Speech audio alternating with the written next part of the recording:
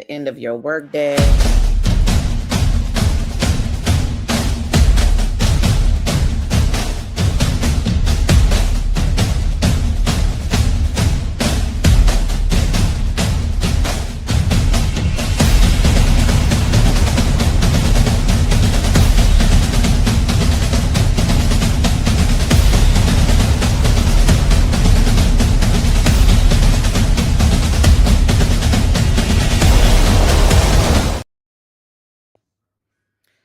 Hi, everybody. Welcome to StreamYard. We want to make sure that you have an opportunity to really sit and settle in as we work to advocate and continue to inspire current generations, the next generations of HBCU gymnasts, all those folks that we know truly love and engage not only with this athletic event, but with all types of other sports and athleticism, and making sure that the culture is at the center and at the root of it as well, right?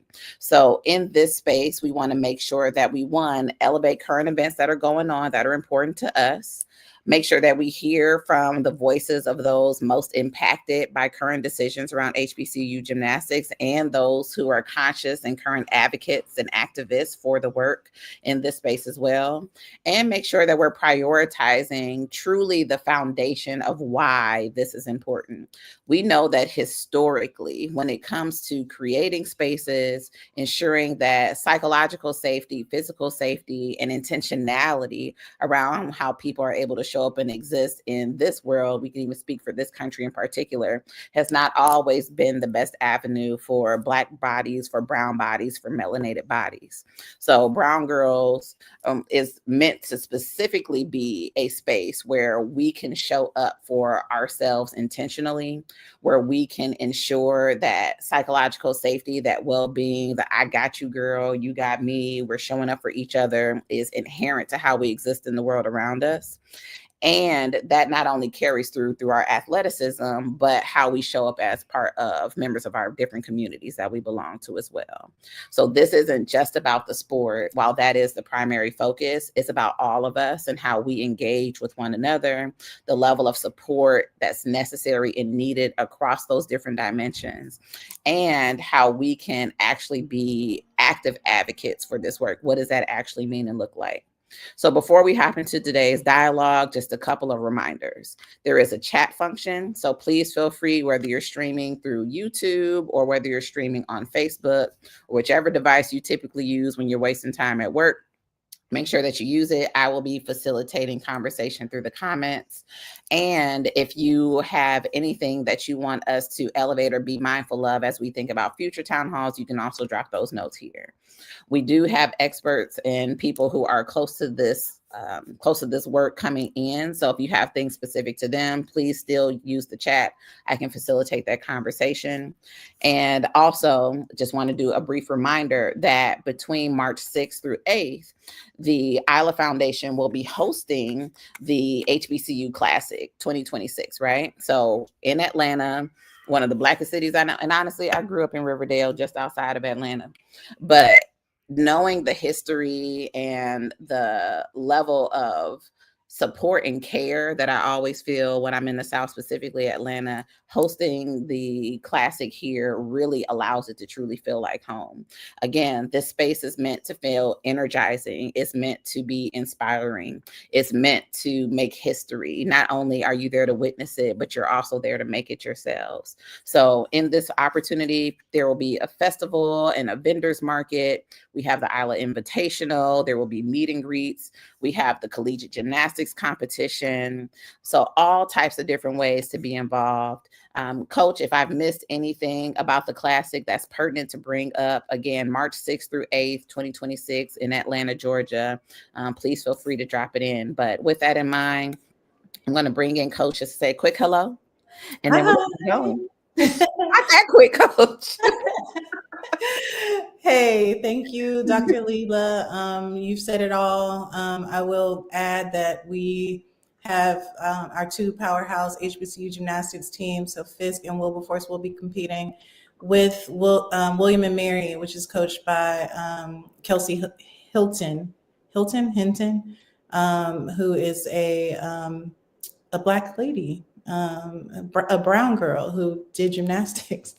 So it'd be nice to have all three teams there and showing you guys what they got. So thank you, Leila, for introing that. Of course. Thanks, Coach. Again, the classics purpose is awareness, right? It's about visibility, it's about opportunity. Again, even thinking about signing my kids up for gymnastics in a city like Chicago, which is also an inherently Black and brown city, it was founded by Point du Sable, right? So someone, a Black man who came to this land after having to deal with all those pieces that was happening at those points in history. And I cannot find a place for my kids to go and participate. They can't tumble. There's no circus arts. There aren't any types of other spaces for them to lean into that. So right now I have them doing things like jujitsu and cheerleading, but I would love for them to know that joy of tumbling, gymnastics, any type of those performance athletic arts that they could. But in a very much so Black and brown city like this, the opportunity isn't there. So the classic provides opportunity, but it also helps us become consciously aware that we out here, right? And that this space is ours. We belong here. We set trends. We are the vibe. We are the change makers and the infrastructure of what gymnastics means. Everything they do is so and again, I've said it before, from DAWs to BIOS, we've been up in here, okay? And this is also a call to strengthen our infrastructure. We need to be intentional about the foundation of this work so that it can be a legacy of sustainability.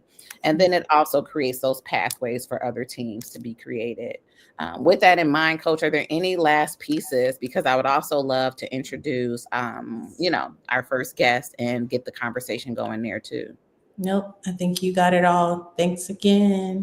And I can't wait to hear from your next guest. All right. Thanks, Coach.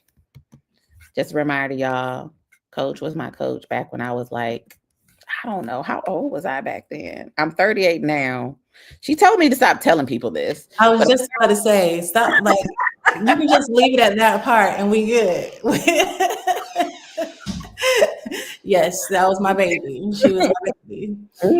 I still am. I may, look very much my age, and Coach looked the same way she did back when I was, I don't know, 8, 9, 10, 11. But I appreciate her in the space. But I also want to introduce another lovely person, another brown girl into the space. I would like to have everyone welcome Coach Mo, please, Dr. Morgan Bird. I'm head gymnastics coach of Wilberforce Gymnastics. I know we want to talk a lot about how community commitment and engagement is vital. We want to talk about the need for the booster clubs and what those spaces mean.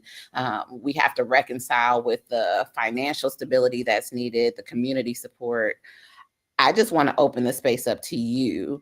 So please tell us all how we can be more intentional in our advocacy and our ability to take up space in the movement. Absolutely. Well, first of all, thank you for having me on. It is a true honor. And just being a part of Brown Girls Do Gymnastics, being a brown girl who did gymnastics, I know that the space is very limited. So now being in a position to provide the space for brown and Black girls is beyond my wildest dreams. The importance in showing up and supporting your HBCUs that have gymnastics programs for the future generation is so crucial. We already know that HBCUs are underfunded, and that is unfortunately a setback for all. We know that PWIs always show up in regards to their alumni and their donations, and we hear about the constant reach out of fundraisers that alumni do, as well as booster clubs do. And so when it comes to HBCU extracurricular activities such as sports teams, sometimes that present isn't as dominant. And so with sports such as gymnastics, which is a very, very expensive sport, yes, we do rely on the university. However, we also have to rely on ourselves and the supports of the community, whether it's local or national. And that's just something that we're constantly working towards and trying to broaden our horizons with. So the importance to support not only the current generation that's there, the current girls that are currently training, but almost the big picture in being able to sustain the program.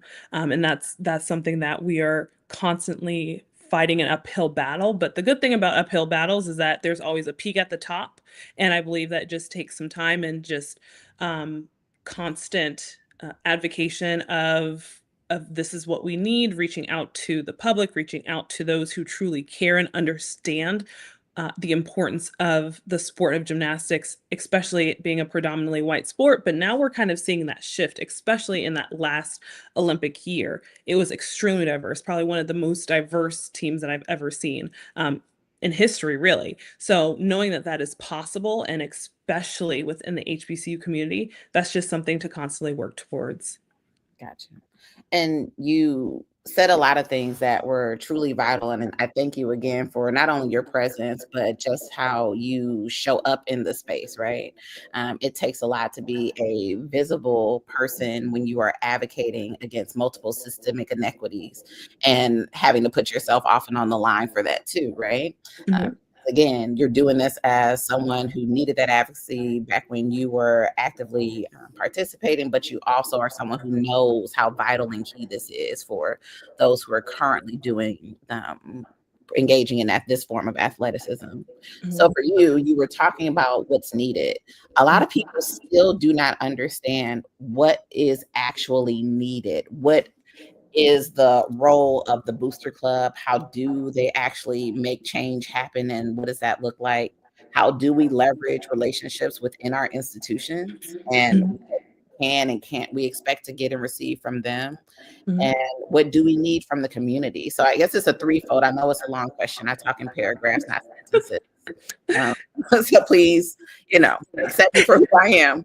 But essentially, in that, knowing what's needed, what do we need from our boosters, our institutions, and our community from your perspective? Absolutely. So our booster club is doing great in the form of supporting our gymnasts in the comfortability standpoint. They do fundraisers. We also do fundraisers as a university, and they just allow us to have some form of a cushion under what the university is unable to fairly give, our team, because there are multiple teams, multiple sports teams on our campus, and they are all across the board depending on the shift of financial need. And sometimes gymnastics, especially it being a newer sport, it doesn't get the full financial support. So our booster club absolutely comes in and helps with the sustainability, of the comfort level of the girls, whether it's a mental care package, or whether it's extra snacks, or even if it's supporting us in clothing and gear or hotel stays. It can be a whole gambit of a variety of what the booster club is able to provide. And this is a parent run organization, a nonprofit organization that helps the coaching staff as well as the girls to have an enjoyable experience at an HBCU at college. And so I like to tell my girls, we are still operating at the mentality of a D1, D2 college level. We are still expecting this high level performance. So with that high level performance, there should be high level, whether it's rehab, or high level nutrition, or high level mental care, or whatever the case will be. The lack of equipment or lack of uniforms, or whatever the case is, should not hinder someone's experience. From the university standpoint, it's reaching out to the alumni, allowing the team to participate in fundraisers within so it's funny because the institution and community kind of play in together, right? Because it's the community that surrounds the Dayton area, so the local gyms, so allowing our presence to be known, as well as the alumni chapters that are heavily present in, whether it's Atlanta, whether it's Detroit, whether it's Philadelphia, whatever the case is, and just banding together to continue to help support this program, not only for this season, for the next season, or the season after that, but just a continuation until we are able to sustain ourselves.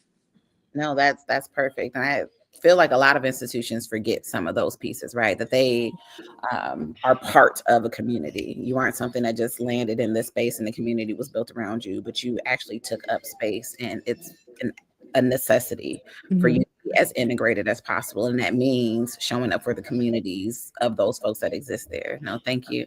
I want to add in some additional perspectives too that I know are going to be able to co-sign and elevate.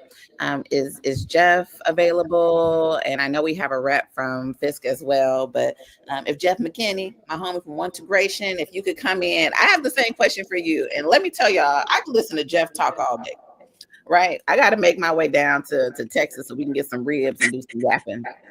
But I know your passion for this work as well. So from your perspective, there is an opportunity gap. There is a visibility gap. How do we close these barriers that we see? And what do you feel is necessary from the community or our institutional partners? You know, for me in my position, that's a very loaded question. I've got to be diplomatic in the way that I approach the answer. So first off, I would like to say, love the response from Coach Mo. The statement that she said was lack should not hinder. And what I've heard by way of our current situation that we're working through at Fisk is that lack is hindering. And I don't know that that's come from the girls, but that's been the university stance. Now, when we look back at the level of performance over the last 3 years, I don't see hindrance. I actually see, and I should say this, I am not a former gymnast. I am not a brown girl. I am none of those things. But I am someone with a heart that cares, that's paying attention. And as it relates to Fisk University, I haven't seen anything come along that grabs this type of attention outside of the Jubilee Singers in my time as an alum. And I graduated in 2002. And so that's 20 plus years. And so we have an opportunity if we can as a community. And that's really the question. You know, for me, I'm just one person. And, I'm showing up here because I care. I'm showing up here because there's a stigma that Black men don't stand with Black women. I'm showing up here because I believe there's a huge opportunity to address some fundamental gaps in overall funding at the university level for Fisk.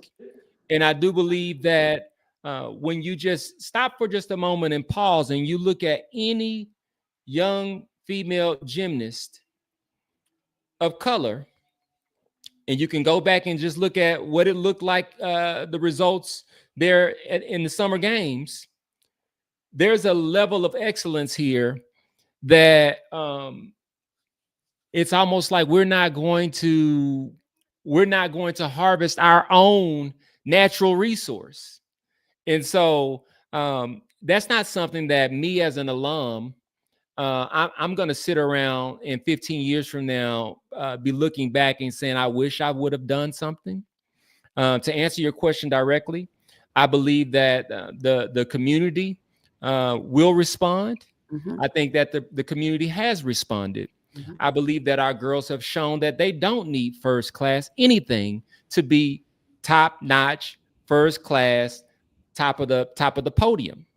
And so with that being said, my call to action, the reason why I'm here is I'm here to say to not just Fisk University, but to humanity, are we going to support, or are we going to allow for a few people to decide that our greatest treasure in young women of color who have demonstrated the discipline to be able to reach this level are not worthy of us using our voices? And so I don't think that's the case. I do realize that there are a great amount of intellectual horsepower that's sitting at home right now, frustrated, and they have fans, and they're saying, we're not going to listen to anyone else until the right call to action comes that we care about. And so I see a huge opportunity for those of us who want to use our voices to stand up and not think about self, not think about any individual university. And Once Integration and At Home on the Yard is about how can we collectively come together, use our voices, and go make a difference, to go deliver change. And so again, Coach Mo, we don't need the best. We never have. When you step on the scene at HBCU, you can feel the ancestors speak, and what they're telling us as alum, and those of us who are bought into this vision. They're saying that trust your heart. We'll speak directly to you and we'll guide you. And not to allow for fear to overcome because someone said something and then went and locked themselves in a room and wouldn't come back out and talk again. Come on now, mic drop. Between you and Coach Mo, I don't need to say nothing else. but to both of your points, we have always been way makers as a people, right? You give us the mustard seed, and we conquer it all from that point on. We are deserving of everything. We know we are deserving of everything and more, but we are a people who can make anything magnificent if we choose for it to be. And I see that every time these girls hit those mats, hit the bars. I see it every single time that they step out in those spaces, and they represent not only their institutions but themselves, their communities. They rep us, they rep their folks. So thank you both by actually doing what's necessary. You're here. Go ahead, Jeff. Go ahead. I would just like to say before we wrap or I drop, homecoming season is upon us. Yes, it is. And so first weekend in November, I'll be there in Nashville. I'll have my cameras along with me. We'll be engaging with our wonderful gymnasts there on campus. And we'll also have other featured guests joining us. One that I can announce is the White George. He will be there with us, and he's very excited. And I think it may have been the thing that closed the deal was to be able to say, hey, George, GW, how about you come to Fisk homecoming with me and we can hang out with the girls and actually tell some stories. And it was a very, very, very quick yes, absolutely. I'd love to. There was no pushback. And so that again shows the power of what gymnastics and these particular girls do. University. No, you're right. Thank you again. And I want to continue to hear and learn from you and Coach Mo as well. I also want to make sure we are reading and recognizing some of the comments that we're getting as well. So from Mick Aaron, the Wilberforce Gymnastics Booster Club is the only parent-formed booster club on the W campus. The parents have not only organized and created a booster club, but also have made it fully incorporated and 501c3 approved by the IRS. The parents are fully engaged in supporting the team for every need presented and providing some nicer, softer things along the way that helps with the current experience and appeal to future recruits. It's a 360 mission with all of it being essential to the college. Yeah. Thank you again for that work. Kudos to Wilberforce and the Booster Club for sure. Yeah. And you also mentioned this, Coach Mo, but people assume that all the girls need is a nicer mat. All they need is a vault or a better pump. They need the things in between, right? If you aren't taking care of yourself, your overall health and well-being, if you don't feel that you have that opportunity to really be seen, heard, and honored at the intersection of how you exist in the world, none of that other stuff matters. I mean, everybody can identify with that. If you are not well, work is not going well. Your relationships are not going well. How you treat yourself is not well. So thank you also for not just seeing them as athletes, but seeing them as people and allowing that humanity of them to be at the forefront. And then everything else is just a bonus on top. So shout out to y'all. And I know that that's something that's also been championed and elevated too. Also with that, Leila, with what you were saying about them being humans, I think a lot of people think, like what you said, they flip, they trick, they go out, they compete, they do what they need to do, and they come back. I might be canceled for saying this, but gymnastics, I believe, is one of the hardest sports in the world. Not only is it physical, it is 100% mental. It is agility, it's coordination. You have to know what you are doing when you're doing it. You have to, if you make a mistake, you have to change it in the bit of a second. And it just gets harder from there. So for our girls, it's so much more than just waking up at 5 a.m. in the morning to practice. It's so much more than just, either coming to me, not only as their coach, but as a physical therapist to say, okay, this is what's going on. How can I help you? How can our athletic trainers from an offsite entity help you? It's sitting with them during our individual meetings, like really understanding what's going on, not just in the gymnastics world, but personally too. So it's not just the sports aspect that can turn a lot of things sour. It's just everything. So that's why it's extremely, extremely important to unite together in all forms to help sustain these young women in the sport that they're doing, because it's not easy at all, but they love it. So we have to keep that love going. Valid. Thank you so much. I also want to make sure that we're hearing from one of the moms of one of our amazing D1 gymnasts. So is Tiki available? I would love to have you come in and join us in the space, because we're talking about seeing our girls. They are people first. They are also students. They are also college athletes. But there's so much more than that. And one of them is your baby. So we want to know from your perspective as a parent, where do you feel we can better serve, better lean in as we are working to champion HBCU gymnastics? So first of all, good evening to everybody.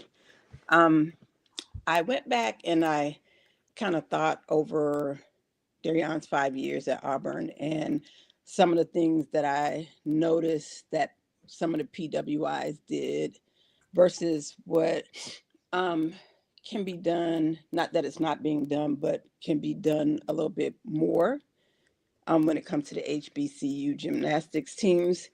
And there was like 4 things that stood out to me. So I'm going to tell you what the 4 are, and then I'm going to break it down.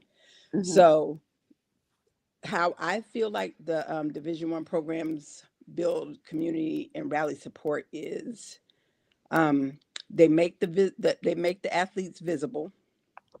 They create traditions. And Jeff said something that I agree with. They tell stories and they stay consistent. Now I'm going to tell you what I mean by all of those things. So when I say that the athletes are made visible, they're made visible through media, campus events, and storytelling. They do it online, they do it on campus, and in the community. So Auburn Gymnastics has their Instagram page. The girls do things on their page, is shared. They're now tagging Auburn Gymnastics page.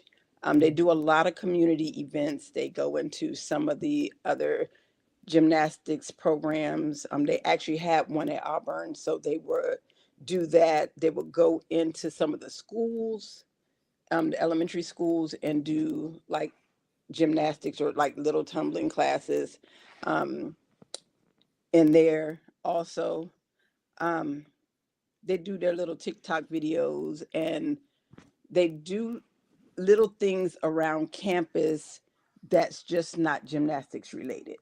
If there's something going on with football, they'll support football. If it's baseball, they'll support baseball. Like some of the girls did the first pitch or whatever. They support basketball. Like they have a community where every sport make sure that they include and support each other. And that was probably made popular by Bruce Pearl, because he was huge on that. The gymnasts are celebrated not just for their wins, but like for their effort, their leadership and character. Like they give out a lot of um, they have a lot of awards and stuff for that kind of thing. And another thing is the traditions. And I know HBCUs have their own traditions, but for Auburn, like there were certain rituals before meets. Alumni weekends are huge, and they have a consistent team culture. They build traditions that feel personal. One of those things is rolling tumors after a big win. Everybody gets toilet paper and they roll the trees. They have somebody have to go and clean it up later, but like that is one of the biggest traditions that they have, is they roll tumors. Another tradition that I remember is Tiger Walk. The football players do it, the gymnasts do it, and I'm pretty sure everybody else. I've not been at a basketball game where I've seen the beginning part of it, but for football and for gymnastics, I know they do that. Another one of their traditions is just whenever you see somebody in Auburn gear, or that went to Auburn, is when you see somebody, they greet each other with War Eagle, and they say War Eagle back. What else do they have? They have their swag surf thing that they do. Each sport does that. And then another thing is their coaches tell real stories that connect emotionally with their donors or their audience or whoever they're trying to bring in. And that was something that I heard Jeff mention.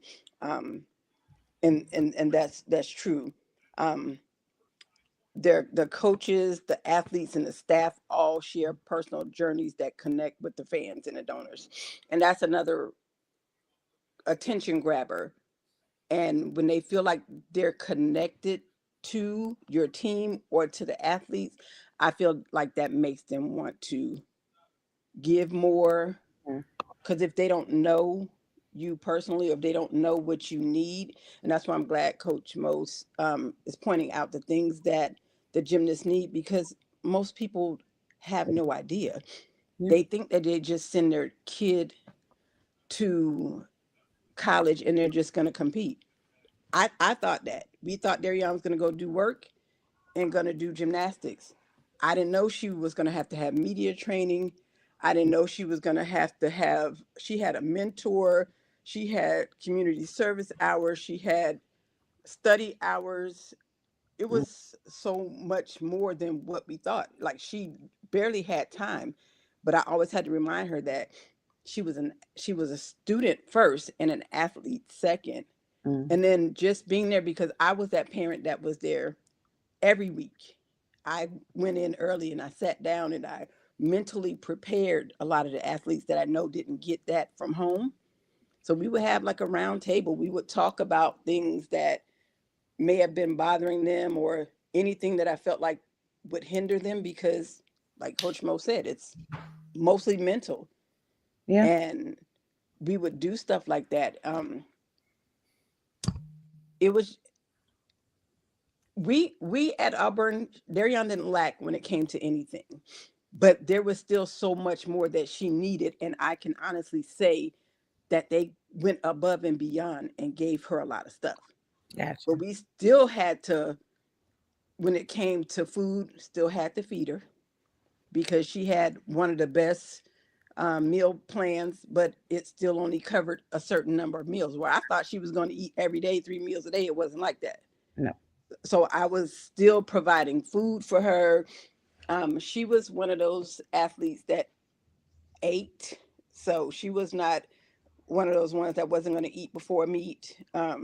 She would eat before the meet, during the meet, after the meet. I'd sent her to a meet with a bag full of food because she had to fuel her body. So those Yeah. are some of the things that we had to make sure she understood. And a lot of people don't understand that. And they would ask her, like, why are you eating, or how are you eating? And she was like, how are you not? Like, how are you going to Listen, make it through a bar okay. routine or That's a my whole daddy meet through and if you're through. starving? My daddy used to sit us down, and when he knew we had a meet coming up, I was like, oh, look at all this. We got pizza, spaghetti. That man fed us like he ain't never fed us before. Absolutely. It also reminds me, I was just joking with the 6-year-old and the 8-year-old. I was like, dang, I got to feed y'all every day. Sounds like a lot of responsibility. I don't remember that part of the manual, but they was like, yeah, we're hungry. I said, I just fed you. They're like, yeah, but you got to feed us again. I said, oh, where's your grandmother? Maybe you need some reinforcement. But we thank you, Tiki, because you are helping us with added perspective, right? From coach's perspective, from Jeff's perspective, my perspective, even. And child, I ain't flipped or did anything since 90, 2000 something. Okay.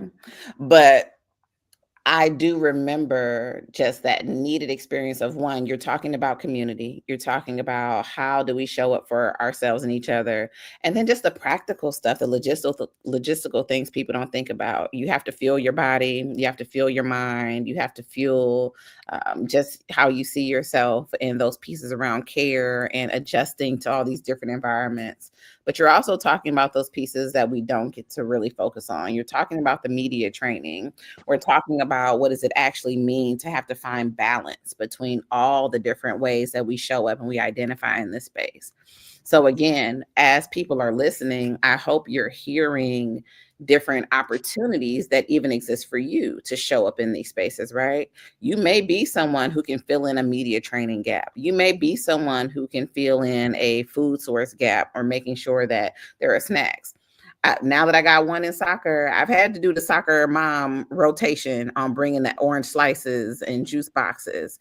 And that does not stop just because folks go to college. Again, these kids eat every single day, apparently. Didn't know. So please make sure that you are finding opportunities and avenues. But if you know you have this unique ability, a special set of skills, Liam Neeson style, use that to lean in, right? I'm someone who likes to talk. I'm a professional yapper. That's why I do this. This is my way of showing up. So consider what are those unique skills, even if it's just being someone that shows up and you're in the stands cheering folks on, reposting things on social media, the visibility, the awareness pieces. Use what you have. I also want to bring in another comment from social media. Again, thank you again, Mick Aaron. And if I'm mispronouncing anybody's name, always feel free to correct me phonetically in the chat too. But yes, traditions, that's what builds the team culture. And our new HBCU teams have a unique opportunity to be on the ground floor of these traditions. 99% of gymnastics is between the ears. It's a 99% mental sport. All the conditions have to be optimal for success, especially teams, athletes facing scrutiny like they are. And baby, no one gets scrutinized more than a brown girl just minding her business.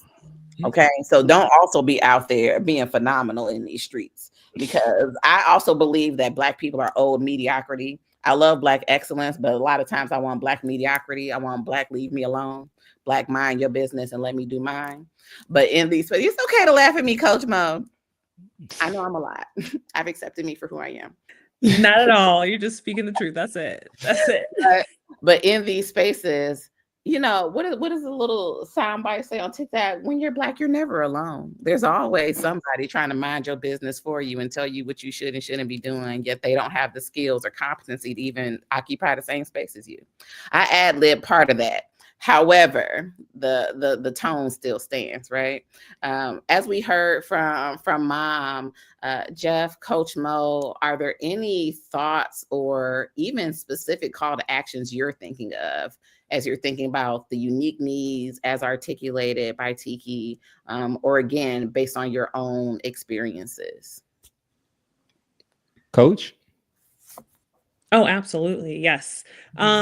Some unique needs that I think we have as a team. One, I'm glad that you were talking about those, Tiki, because as a new program, we are constantly still building and creating that team culture to help provide or to help build what we want it to be as Wilberforce.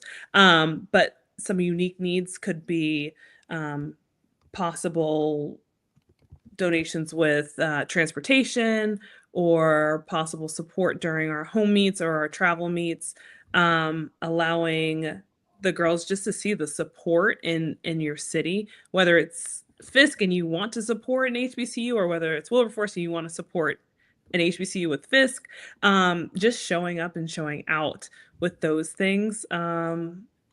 Like Tiki said, these girls eat. It's funny because they'll do meals, but they won't do meals, if that makes sense. So it's all about the snacks. It's all about snacking, whether it's tape or certain forms of equipment that we are trying to receive. It's a little bit of everything in between. Do you have a wish list like on Amazon or something like that where you have certain items that you may need that people just can go on there and donate?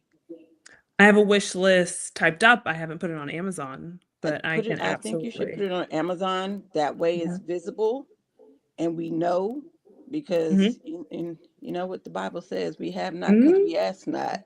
Yep. So it's time for us That to start part. asking for some things because we deserve it just as much as anybody else. And I think if we utilize the alumni more, Oh, like I don't absolutely. think people realize that alumni are legacy builders. Like they need to return the mentor, not just donate, and they need to also be out there advocating for these programs. Period. And that was just elevated in the chat as well, that we need alumni chapters in each city to show up at Meeson to support these girls. So yes, echoed and heard all around. Period. Okay. So I'm holding up my notebook because it's written here in my notebook as well. And so I'm just going to read down the list. Voices. We need voices. These girls need voices. Right now we have an issue with the algorithm that is plaguing humanity. And so to be able to speak out is a bit challenging. And so to put all of that for our example, we have 12 wonderful members on our team at Fisk University this year. And so to put that on the girls and the 5 coaches, to be able to carry the weight of what they're going through, I don't think it's fair. I don't think it's safe. And I think that there's more of us that can do that so that they can focus on excellence as they go into this competitive season, which I think they're kicking off December the 6th with the inter squad there in Nashville. And so that's not too far away. So we do need those voices to be able to speak up, whether it be on social media, whether it be in rooms where people are asking what can they do, speak up and be informed. Hands on deck. What we're looking at is right now the schedules are being announced. And so as these schedules are being announced, we need for the alumni associations to get all of their great big plans together on what they want to do, and then either reach out to us and figure out how we can support that, or to go ahead and just do it. But we don't want to miss an opportunity to be able to connect these girls with the communities as they're visiting, because how often do local girls and local communities get to tap in with collegiate HBCU gymnasts? This may be a once in a lifetime opportunity. And so I believe that with the rarity that exists with these programs and these girls, that there should be a lot of demand there. Introductions. We're looking for sponsors. We're looking for business partners. We're looking for strategic opportunities. And so we need to have these conversations. And so we at Once Integration, Black Girls, Isla Foundation, we are in the gap putting together these systems that would allow people to tap in so that we can get folks like Coach Derrin and Tiki and Doc, who have been doing this for ages, to be able to now connect the dots. And then somebody like me who understands technology will be able to put some type of operations and foundation behind that, platform behind that. Don't go alone. I've already seen instances where people are trying to be the savior. And when you go about it as the savior, then large institutions and systems have the ability to silence you. And so what we don't want is we don't want for people to be silenced when their hearts are in the right place. So that's the reason why I stay connected to Brown Girls Do Gymnastics. I was not connected to Brown Girls Do Gymnastics before this. I was connected directly with the Fisk University program. Once I saw that there may be some challenges there, I said, I need allies. I need community. I need people who know what is going on here, because I'm just a guy with a heart that wants to help. And it's been a lifesaver to connect with this group in a unified fashion to help guide some of the passion that I had that could be misconstrued at times. And so I just want to say, don't go along, tap into the folks who know how to put your words into action in a way that is productive. And join At Home on the Yard. At Home on the Yard is not about a specific program. It's about the culture. And so right now what we see is there is not a place for us to unify and communicate without the algorithm or someone else trying to mind our business when we did not include them. Dr. Leila, you said it in a different way, but I'm agreeing with that. We need a way to be able to organize and put plans in place without disruption from those of us who are not like-minded and don't want to head in the same direction. It's okay if we leave you behind. It's okay. We are going to leave you behind. We are not going to sit in a place where people can keep distracting us from going out and achieving what we collectively see as best for this particular community, which is young brown girls who are looking to compete at the highest level at an HBCU. Period. Listen, all skin folk ain't kinfolk, right? Well, I'll just say that in Romans it said that a remnant will turn. Didn't say all. It said a remnant. And if you go define remnant, it's like more like a few, not the majority. So we expect to leave some people behind. And listen, when it comes to ensuring the safety, the well-being, and the overall success in any endeavor they choose to take in their life, we are okay with leaving folks behind. All right. We are here to make sure that their survival is the priority, and to elevate from what's been said by Mom, Jeff, Coach, and even me in some spaces. It's about ensuring that the community that we have is aligned in vision, aligned in mission, and aligned in passion. And I see that and I hear that from all the ways we've connected and talked today, and even in the chat, right? We have amazing representation here, and the way folks are in the comment section going hard for HBCU gymnastics, the girls specifically, and just making sure that they're taken care of. Even Mick has dropped in that the Wilberforce Booster Club is also developing their own wish list literally as we speak, wanting to get back to Fisk's first year when all the arenas were packed with HBCUs, not just Fisk, but reps from all these different spaces, just really re-ensuring that that presence is felt, right? Because we need a sense of visibility. And with that visibility, there comes a lot of other avenues and opportunities to collaborate and build externally. But our foundation has to be solid first, right? And it does not have to be fully formed, but we got to at least know what we standing on, right? And we have to be able to stand and hold on that together. I know that our time together has wound down, but I do want to make sure that before we show our video one more time, are there any last bits of knowledge, nuggets, call to actions, or just in any other mics that need to be dropped before we transition into the rest of our evening? So please feel free to hop in. That also goes for y'all in the comments. You know, I got you. Clarification, it's a wish list of items for the W team.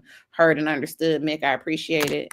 But yes, family, any last minute ways that we can connect to our viewers and let them know that we need them. We need our alum.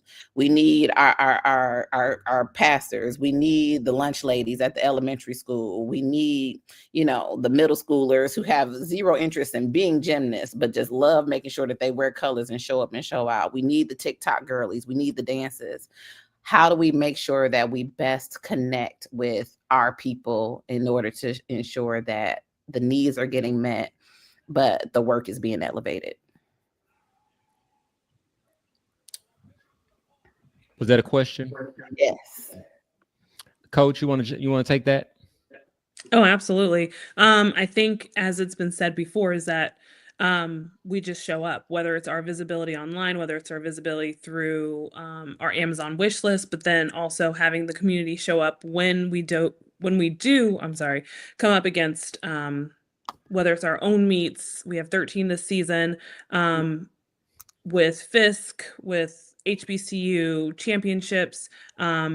If we're in your local area, we have large chapters in a lot of the states that we're going to. It's just being present and showing these girls that you are there cheering them on, because nothing speaks louder than a quiet stadium. So just showing out and showing up and cheering them on. Thank you, Coach. I agree. Show up at the stadiums, and the booster clubs are going to be announcing other ways to connect with the girls on the road.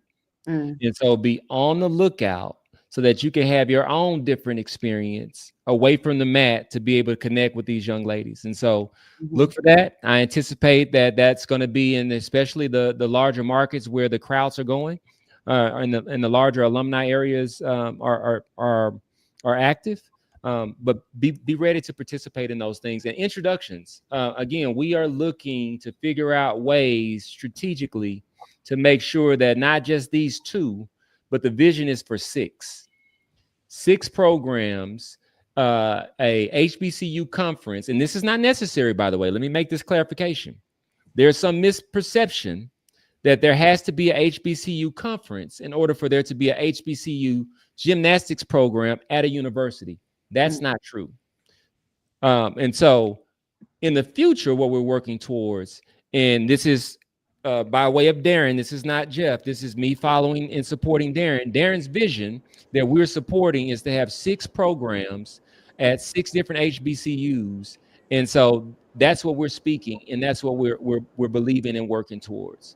And so be of that mindset and be thinking about how can we make these introductions, because if you look at just professional sports or sports in general, the growth on the side of women right now is showing that is where the investment is being made.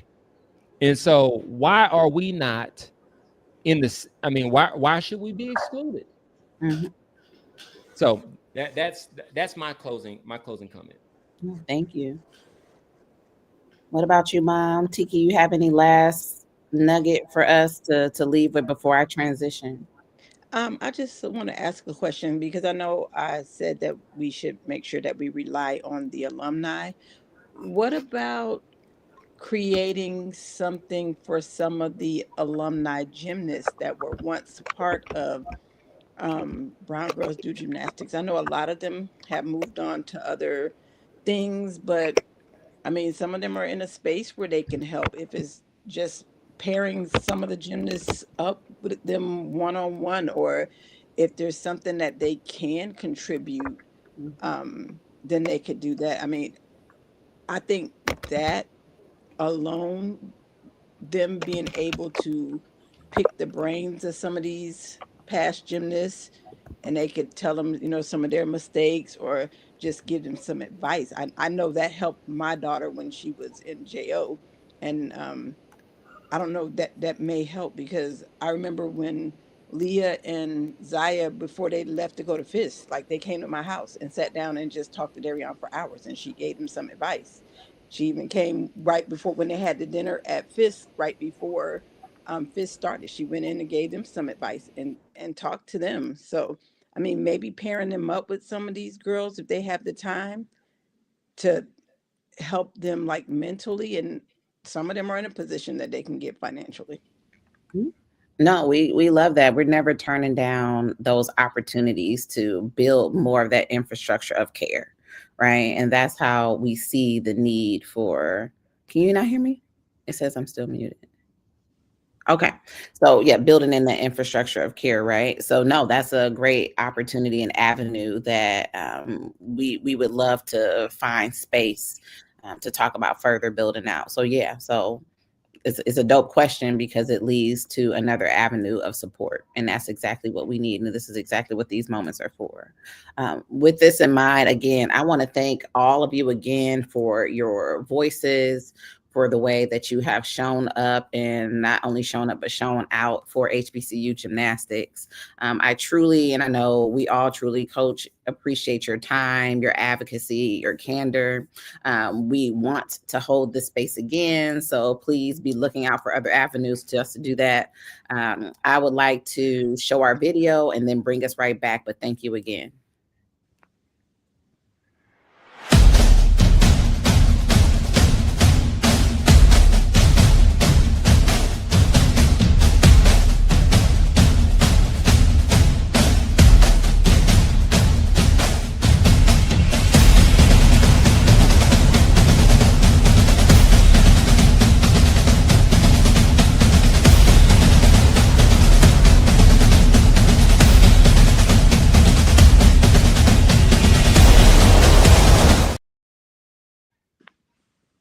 Thank you. And again, shout out to all of our viewers. There's 104 of you here with us today, watching, learning, listening, leaning in. So thank you, thank you, thank you for showing up to this space. And as usual, as you saw in the video, please make sure you follow us across all of the different social media avenues. Stay connected through the website. I want to just bring Coach in this last minute to remind us again about the classic and any last moments of call to action she may have for us. But on my end, this is truly a space and place of love, and it's been an honor sharing these opportunities and moments with y'all. But I definitely want to make sure that we turn it over to Coach Derrin. She dropped. Oh, she dropped? Okay. Yeah, she dropped. So I'll do it, but don't forget that the Isla Classic is going to be March 6th through the 8th in Atlanta. There's going to be a vendor market, as was mentioned before, the invitational itself, just lots of opportunity to do exactly what we said was a priority for us. Build community, build visibility, make sure that we're sharing and we're showing up and showing out, but also making sure that we are leading with intentionality as we set a deeper foundation for HBCU Gymnastics as we continue to build out how we are taking up space in all these different avenues. All right. So again, thank you, thank you, thank you. I appreciate you all, and I can't wait to talk to you all again. You all have a great evening.